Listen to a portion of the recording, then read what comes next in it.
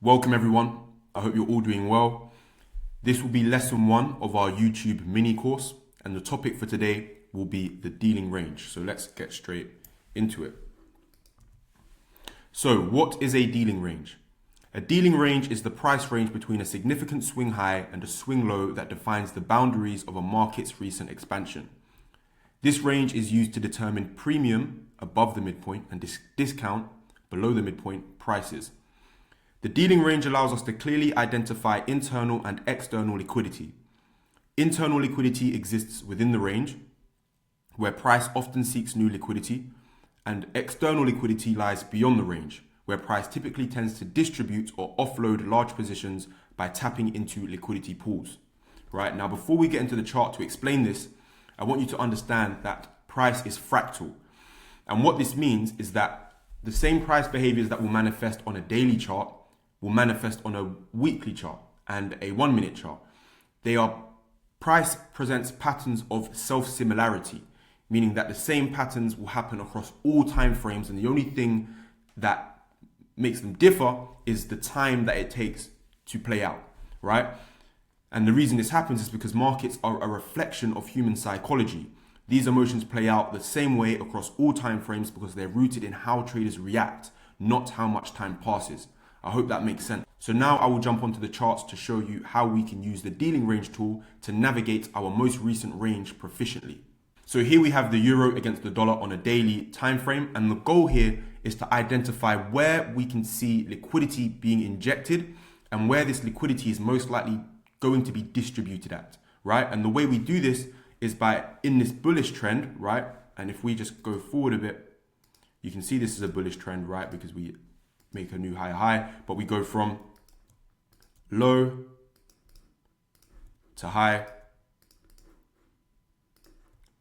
to low, higher high, higher low to higher high, right? We're in a bullish trend. We're forming bullish structure, right? So in the back of our minds, we're saying, we're anticipating price is going to go higher, but where is it most likely to go higher from, right? And the first question we want to ask is, what was our most recent low that took out a high? And in this case, it's this low,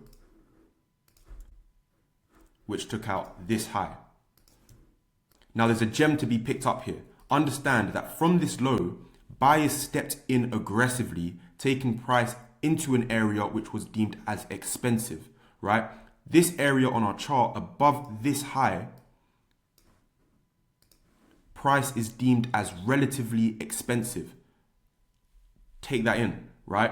And if we go back to the fundamental law of supply and demand, we understand that as price increases, supply will increase and demand will decrease. Again, below lows, right, at areas which are deemed as relatively cheap. And you have to understand that all these prices are deemed as, every high and low is deemed as relatively expensive or cheap, right? Below this low, we are deemed as relatively cheap.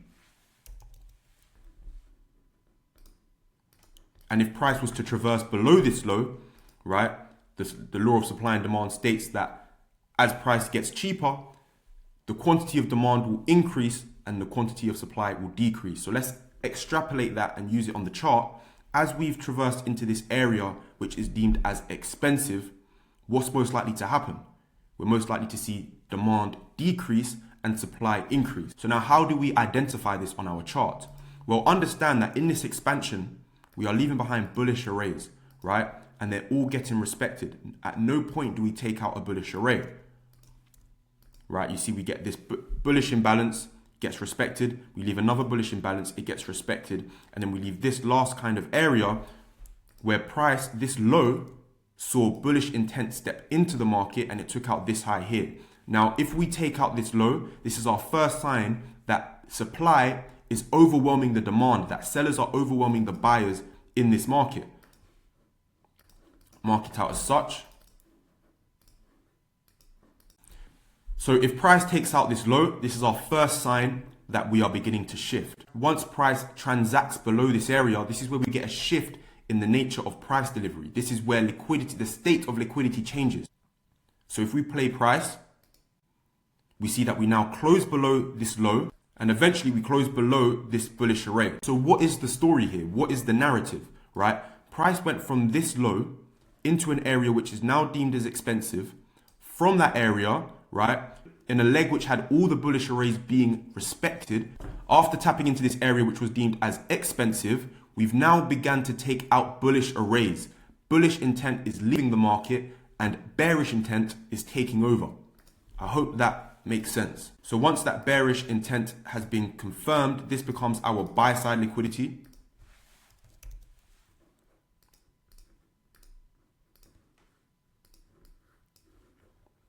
And we can now mark on our dealing range from this low to this high, and we just move that over here. Now, this is the dealing range that price is working within. Understand that everything within this range is termed internal liquidity, right? And anything outside of this range is deemed as external liquidity. So let's get all these marked on. Now, after price has, confirmed the dealing range and we traverse back inside our new formed range, we're looking for areas where liquidity can be found and picked up, right? And this happens at arrays, which we will get onto in a later video.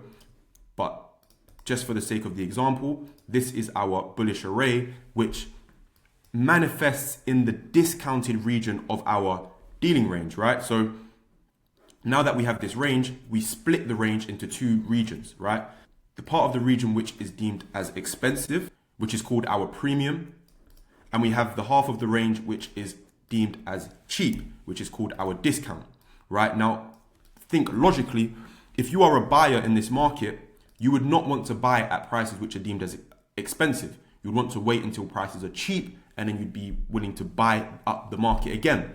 And it's the same with this dealing range. We're identifying where price is deemed as cheap and where new liquidity can be injected into the market to then again take price into areas where it is deemed as expensive. And then again, it's all an interaction between supply and demand. So we understand this is our array where liquidity is most likely to be injected from in this discount. Let's see what price then does.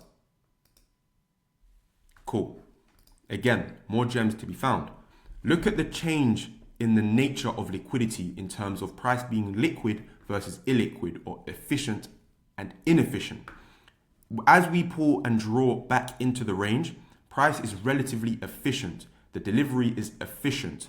As soon as we tap into this array in the discounted region of our chart, price shifts into an illiquid manner, or an illiquid state, an inefficient state where liquidity we're seeking opposing liquidity, but there's none there. There's no opposing liquidity, or not sufficient opposing liquidity to fill the liquidity that's being injected. I know that's a lot to take in, but gems, right? Now, where we're most likely to find sufficient liquidity is on the extremes of this range, back where price is deemed as expensive, right? I hope this makes sense. Again, we understand that this is our new expensive region on our chart, where everything above this is deemed as relatively expensive. So now, where does selling interest step back in? As a buyer, you are still an interested seller because you have to offload your position. You're going to want to do that at expensive prices.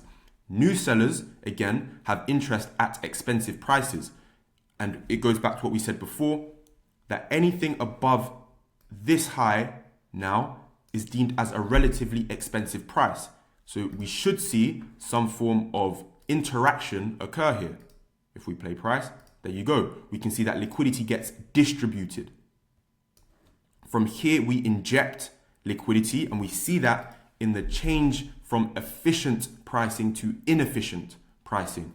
We leave behind this imbalance, right, which confirms that injection, and we take out this high. Does that make sense? We watch price go from an area which is deemed as relatively cheap to an area which is deemed as expensive. Now, on the lower time frames, we'd be looking for some liquidity signatures to enter this and go long. But this is the overarching framework. This is how we are using the dealing range tool to navigate these higher time frames. So now here's a bearish example. We can see, again, if we ask the question, what was the most recent high that took out a low?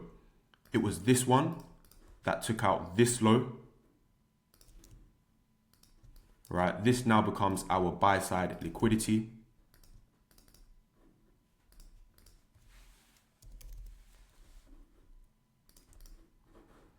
This is our new low, which becomes our sell side liquidity. Let's just line these up. Right, and the range is confirmed after we take this out, as previously mentioned.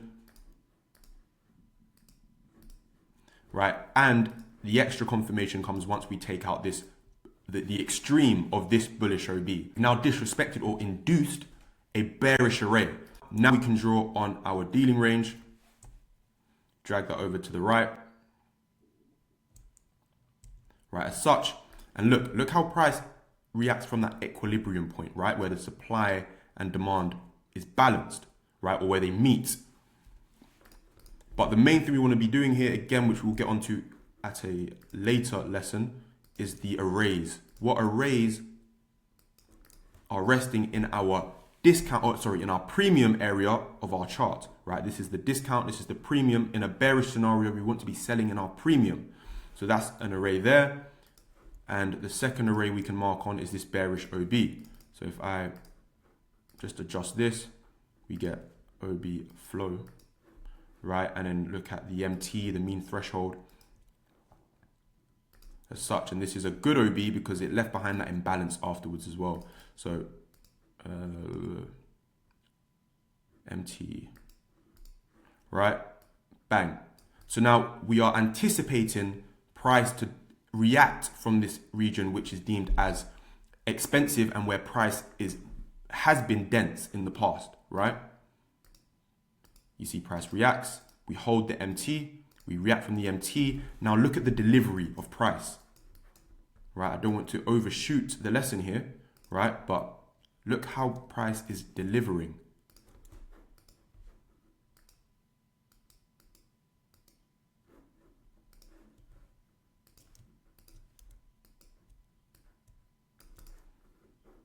You can see that one side of the market has gained control. And again, what are we most likely doing? Taking price from an area which was deemed as expensive to an area which is now deemed as cheap. And you can see the nature of the flows, right? So guys, I hope you enjoyed this video. I hope you found it educational, and I will see you in lesson 2.